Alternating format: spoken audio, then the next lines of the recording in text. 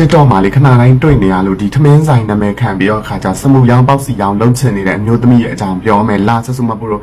စိုက်တဲ့နေရာမှာစိုက်တယ်လို့နေရာယူလိုက်တော့လာရှင်တို့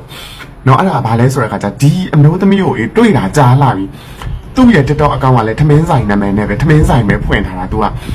ဒါပေမဲ့တစ်တော်ဆော့တဲ့အချိန်တွေမှာဆိုလို့ရှိရင်ရှင်တို့လည်းတွေးကြမှာသူ့ရဲ့ဒီအသားတွေပေးပြီးတော့အဲ့လိုမျိုးတွေဆော့တယ်မထော်တွေပေါ့အဲ့လိုမျိုးတွေလုပ်တယ်အဲ့လိုလုပ်တဲ့နီးနဲ့ကိုယ့်ရဲ့ထမင်းဆိုင်ကိုပောက်ချင်တာလားဒါမှမဟုတ်လို့ရှင်ဘာလဲပေါ့နော်တချို့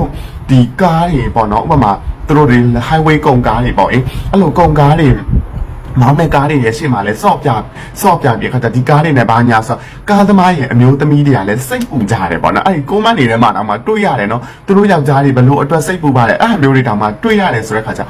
ကိုယ့်ရဲ့ professional နဲ့ဒီဝါသနာကိုမရောနဲ့စံနာကိုတိတ်ခါနဲ့ထိန်ကိုယ့်ရဲ့ professional ကဘာလဲဆိုလို့ရှိရင်ထမင်းဆိုင်ပေါ့ဟုတ်တယ်မလားကိုကထမင်းဆိုင်ဖွင့်နေထမင်းရောင်းတော့မယ်ဆိုလို့ရှိရင်ကိုယ့်ရဲ့ဒီခင်းလျာတွေကိုရိုက်ပြတာမျိုးတွေကိုထမင်းဆိုင်မှာဆိုလို့ရှိရင်ဘာလေးတွေဘလို့လေးတွေကောင်းနေတယ်ကိုယ့်ရဲ့ marketing ကိုဒီထမင်းဆိုင်နဲ့ပဲ marketing လုပ်တင်တယ်ဒါမှမဟုတ်ကိုကဒီစမှုပဲရောင်းတော့မယ်နော်ဒီပေါက်စီပဲရောင်းတော့မယ်စမှုပဲရောင်းတော့မယ်ဒီဘက်တစ်လိုင်းကိုတွားမှာဆိုလို့ရှိရင်အဲ့ဘက်တစ်လိုင်းကိုတွားလိုက်ကိုအသားပေးပြီးအဲ့လိုမျိုးတွေလုပ်ပြလိုက်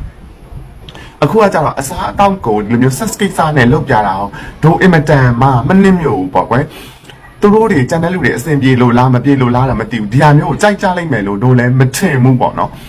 အဲ့ဒီတော့အမားကြီး professional နဲ့ကိုယ့်ရဲ့ဒီဝါသနာနဲ့ကိုမရောပါနဲ့ပေါ့နော်ကိုယ့်ရဲ့ professional ကဒီထမင်းဆိုင်ဖွင့်တဲ့ဒီထမင်းဆိုင်ဖြစ်တယ်ဆိုလို့ရှိရင်အမားရဲ့ဝါသနာကိုဒီနေရာမှာချမပြပါနဲ့တကယ်လို့အမားရဲ့ဝါသနာ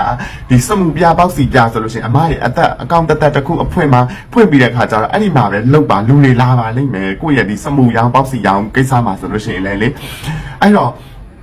သူ့ရဲ့ဒီလိုလောက်ရကတခြားထမင်းဆိုင်တွေဥပမာ highway တွေကုန်ကားဂိမ်းမှာတွေထမင်းဆိုင်ဖွင့်တဲ့လူတွေအတွက်ဆိုလို့ရှိရင်လေတိတ်ခါကြစရာလောက်ရက်တွေဖြစ်တယ်ကိုကတော့ကောင်းကောင်းမယ်ကိုထမင်းကိုရောင်းစားတာပဲဒါပေမဲ့လူတွေရဲ့အမြင်မှာသူနဲ့ရှင်းပြီးတော့မြင်လာတယ်ဆိုလို့ရှိရင်ကြံတဲ့လူတွေပါသူ့ကြောင့်မလို့ဂုံတိတ်ခါကြရတဲ့အဖြစ်ကိုရောက်စေတယ်ပေါ့နော်အဲ့ဒါကြောင့်မလို့ကိုရဲ့